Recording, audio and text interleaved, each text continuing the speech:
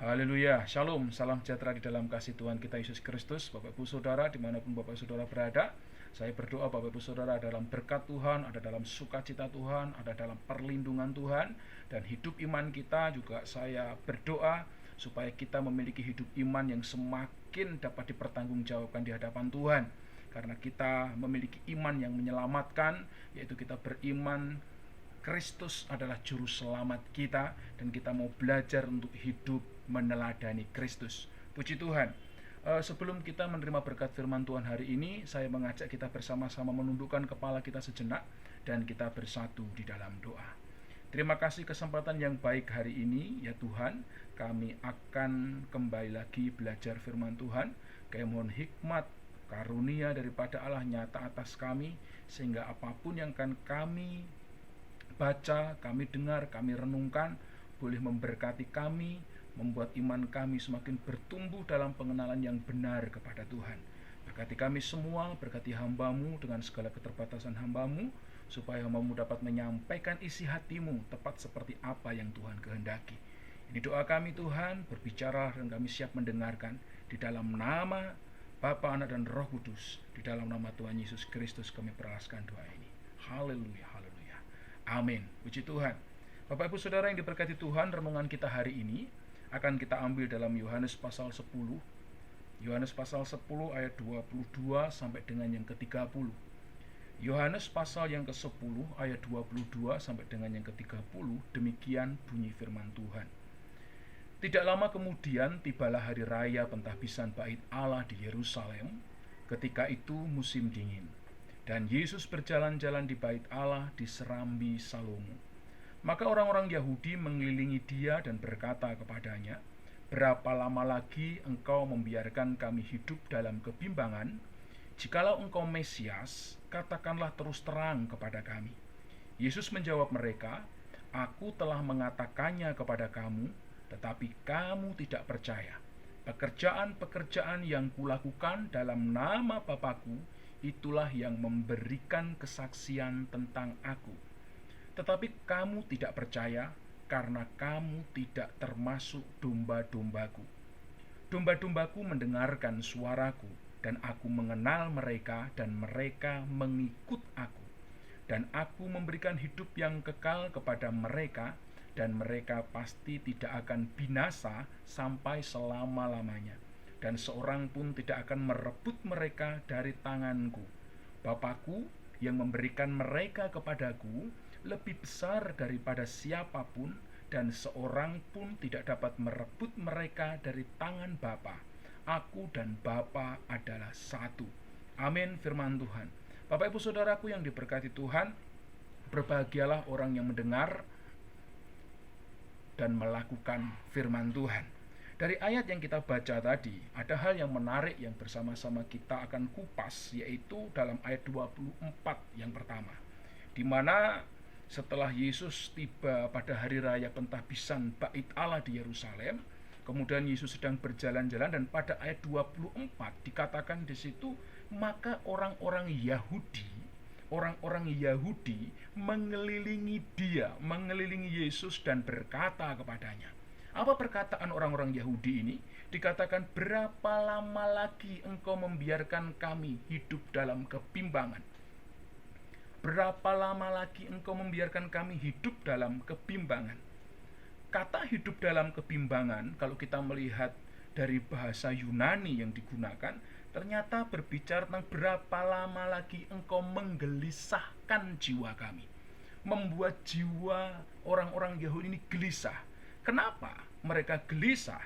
Karena mereka melihat pekerjaan Kristus, tetapi Kristus tidak menyatakan dirinya, tidak memberikan suatu pengakuan bahwa dia adalah Mesias secara verbal kepada orang-orang Yahudi. Sementara kalau kita memperhatikan perkataan Yesus dalam ayat 25, sebenarnya Yesus telah menyatakan dirinya bahwa Yesus adalah Kristus atau adalah Mesias, tetapi tidak dinyatakan secara verbal, tetapi melalui perbuatan-perbuatan.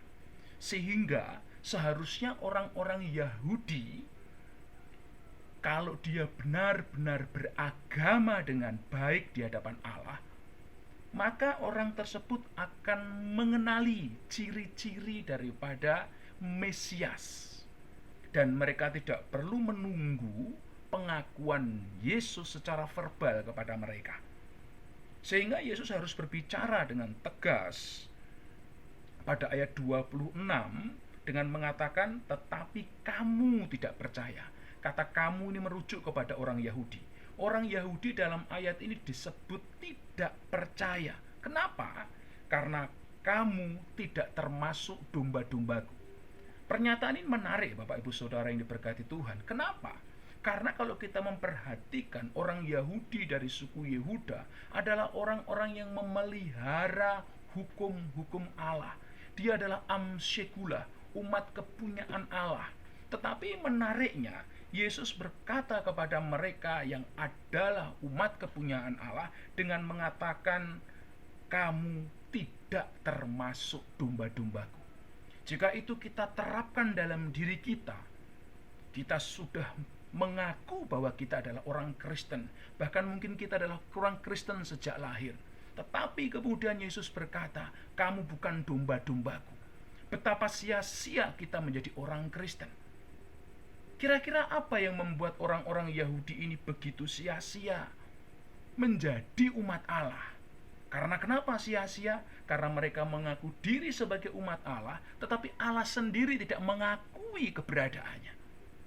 Kalau kita memperhatikan ayat-ayat ini Bapak Ibu Saudara, karena orientasi pembebasan daripada Mesias atau orientasi keselamatan daripada orang-orang Yahudi itu hanya kepada keselamatan secara fisik. Kenapa saya mengatakan demikian Bapak Ibu Saudara? Kalau kita memperhatikan dalam ayat 22 itu firman Tuhan katakan, tidak lama kemudian tibalah hari raya pentahbisan bait Allah di Yerusalem. Apa itu hari raya pentahbisan bait Allah di Yerusalem? Kalau kita merujuk kepada tulisan daripada sejarawan Yahudi yang bernama Yosefus, ternyata hari raya pentahbisan ini disebut juga dengan perayaan lampu. Dan hingga detik ini, hingga sekarang ini, perayaan ini masih dilakukan oleh orang-orang Yahudi yang disebut dengan Hanukkah.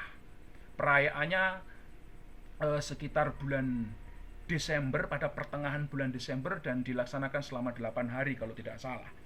Di dalam hal ini Bapak Ibu Saudara yang diberkati Tuhan, perayaan ini dilakukan untuk apa? Ternyata perayaan ini dilakukan untuk memperingati kemenangan Yudas Makabeus, di mana Yudas Makabeus telah berhasil merebut kembali bait suci atau bait Allah di sini, ya, dari tangan orang-orang kafir.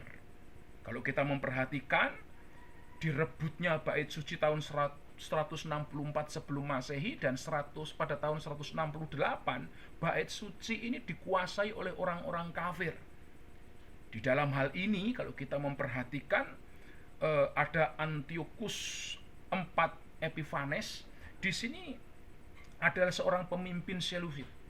Dia berusaha untuk membuat atau mencoba memaksa orang-orang Yahudi ini untuk melaksanakan praktek-praktek Helenistik. Apa itu praktek-praktek Helenistik? Yaitu dia mencoba membuat orang-orang Yahudi, bahkan semua orang saat itu yang ada di bawah kekuasaan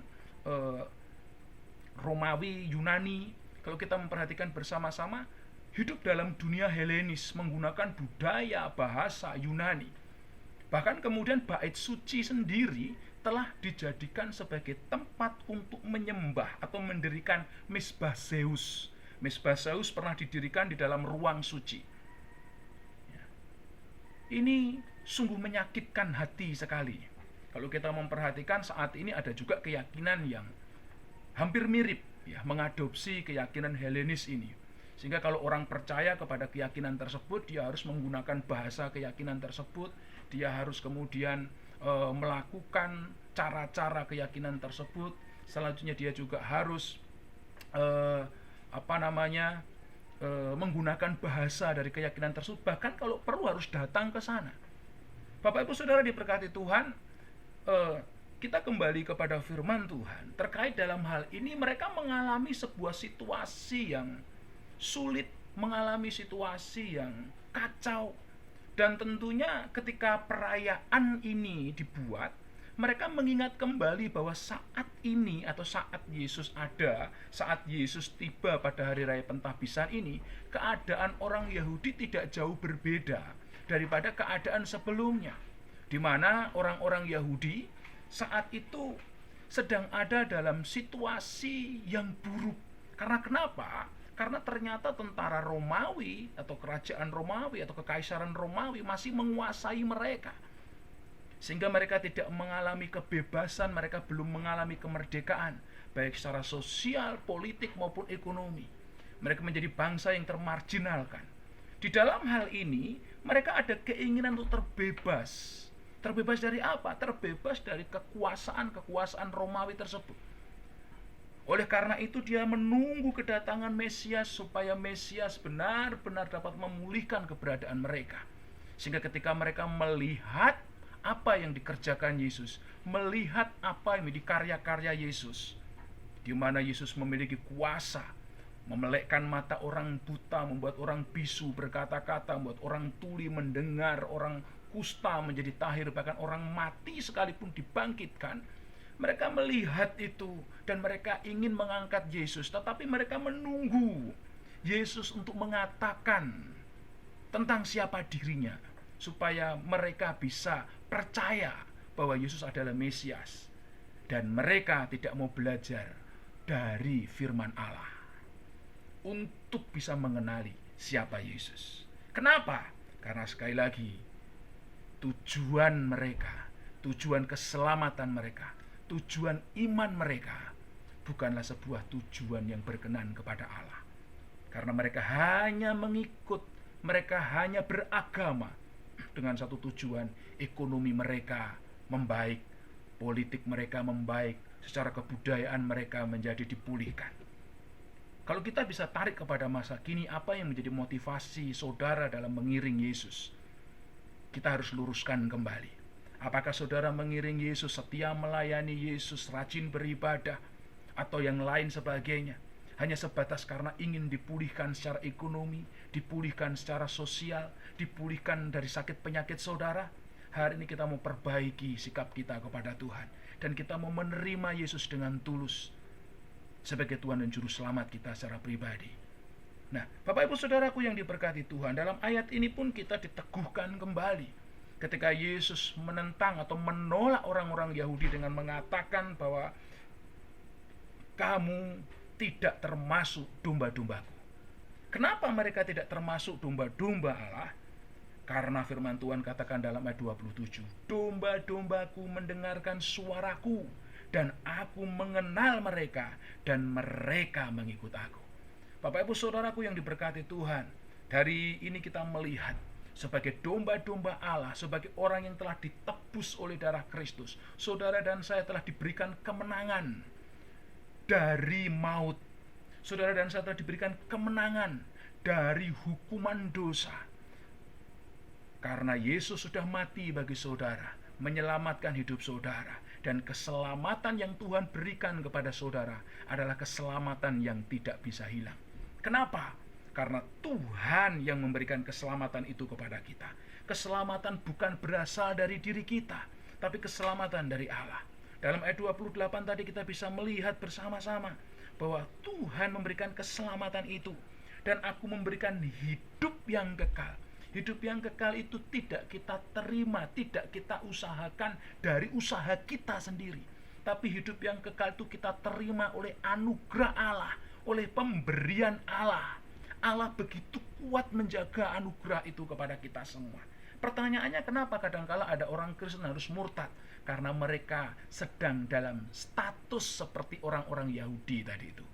Mengaku dirinya adalah amsegula, umat kepunyaan Allah, tetapi Tuhan sendiri nggak mengenal mereka. Kenapa?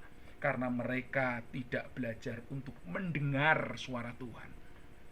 Mereka mungkin sering mendengarkan khotbah-khotbah, tapi khotbah-khotbah yang menyenangkan hatinya sendiri. Mereka tidak pernah mau menerima kalau khotbah itu mengoreksi dosa-dosanya. Mereka tidak mau terima kalau khotbah-khotbah itu kemudian membuat dia tersinggung. Karena kenapa? Khotbah tersebut telah menyinggung begitu dalam dosa-dosa yang telah dia lakukan, yang telah dia sembunyikan. Saat ini saudaraku, Tuhan mengajak kita untuk kita belajar merendahkan diri. Ketika saudara mendengarkan khotbah yang begitu tajam menusuk saudara, kita mau belajar untuk kita merendahkan diri di hadapan Tuhan, untuk kita bertobat dari setiap tingkah laku kita yang jahat, dan kita mau belajar berpasrah diri, menyerahkan diri hidup kita kepada Tuhan. Itu adalah bukti daripada orang yang mendengarkan suara Tuhan. Tetapi kalau saudara tidak mau mendengar suara Tuhan, kita lebih mendengar apa kata dunia, kita lebih mendengar nasihat-nasihat dunia ini, percayalah bahwa saudara mungkin hanya sekedar menjadi Kristen KTP dan belum benar-benar Kristen yang ada dalam pertobatan, Kristen yang benar-benar ada dalam berkat Allah, Kristen yang benar-benar telah menerima keselamatan sejati dari Tuhan. Dan saudara membutuhkan keselamatan itu. Maka saat ini saya mengundang saudara untuk percaya kepada Yesus dengan segenap hati saudara, menyerahkan hidup saudara dengan sungguh-sungguh kepada Yesus Kristus, dan tidak mengeraskan hati untuk menerima Yesus Kristus sebagai Tuhan dan Juru Selamat saudara. Dan yang kedua, domba-dombaku mendengarkan suaraku dan aku mengenal mereka. Kita mendengar suara Tuhan, artinya kita sering berjumpa dengan Tuhan, kita sering bersekutu, kita sering datang kepada Tuhan. Tuhan mengenal kita. Tuhan kita itu adalah Tuhan yang maha tahu, semua orang dia tahu. Semua manusia dia kenal. Tapi arti mengenal di sini, Tuhan melihat setiap kebutuhan kita. Dan Tuhan tidak akan pernah membiarkan saudara. Tuhan tidak akan membiarkan saudara tergeletak. Apabila kita jatuh, kita tidak akan sampai tergeletak. Tuhan akan menopang tangan kita. Kenapa? Tuhan mengenal kita. Dan yang terakhir, yaitu mereka mengikut aku. Saudara dan saya hari ini, mari kita belajar untuk mengikut Yesus dengan tulus hati kita. Kita mau menerima Yesus dengan kesungguhan hati kita. Sehingga iman kita tidak hanya sekadar menjadi iman karena mujizat, atau mungkin kita iman karena keturunan, karena bapakku Kristen, aku juga Kristen. Tapi kita benar-benar memiliki iman yang lahir dari sebuah pengenalan yang benar kepada Allah, sehingga kemudian kita memiliki keputusan untuk mengikut Yesus.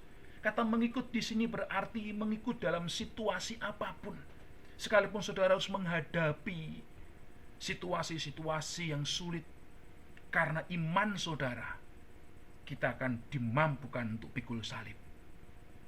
Ingat, salib bukan penderitaan saudara, salib bukan sakit penyakit saudara, tapi ingat, salib itu adalah efek daripada kita mengikut Yesus Kristus. Karena saudara menjadi pengikut Kristus, mungkin saudara harus dikucilkan. Karena saudara menjadi pengikut Kristus, saudara harus tampil beda dengan dunia. Saudara harus mungkin kehilangan kemewahan dan lain sebagainya. Itu adalah salib kita. Dan kita harus setia memikul salib kita sampai akhir hidup kita. Karena keselamatan itu Tuhan sudah jamin dalam hidup kita. Dan tanda keselamatan itu harus terlihat dalam hidup kita. Kiranya Tuhan memberkati kita semua. Saya dari Nunukan berdoa untuk saudara, supaya saudara semua ada dalam berkat-berkat Tuhan. Doakan juga saya, supaya dalam proses penyembuhan pasca opname di rumah sakit, juga saya boleh mendapatkan perlindungan dari Tuhan, dan kesehatan saya boleh pulih secara sempurna, sehingga dapat melaksanakan tugas dengan baik. Kita tundukkan kepala kita berdoa.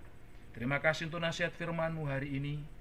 Mampukan kami untuk kami boleh sungguh-sungguh dalam mengiring Tuhan, dengan kami memiliki motivasi yang benar dalam mengiring Tuhan, dan kami mau belajar menjadi domba-domba Tuhan yang mau mendengar suara Tuhan, sehingga kami boleh dikenal oleh Tuhan, dan kami boleh dengan setia mengiring Tuhan dalam suka duka, situasi yang sulit sekalipun.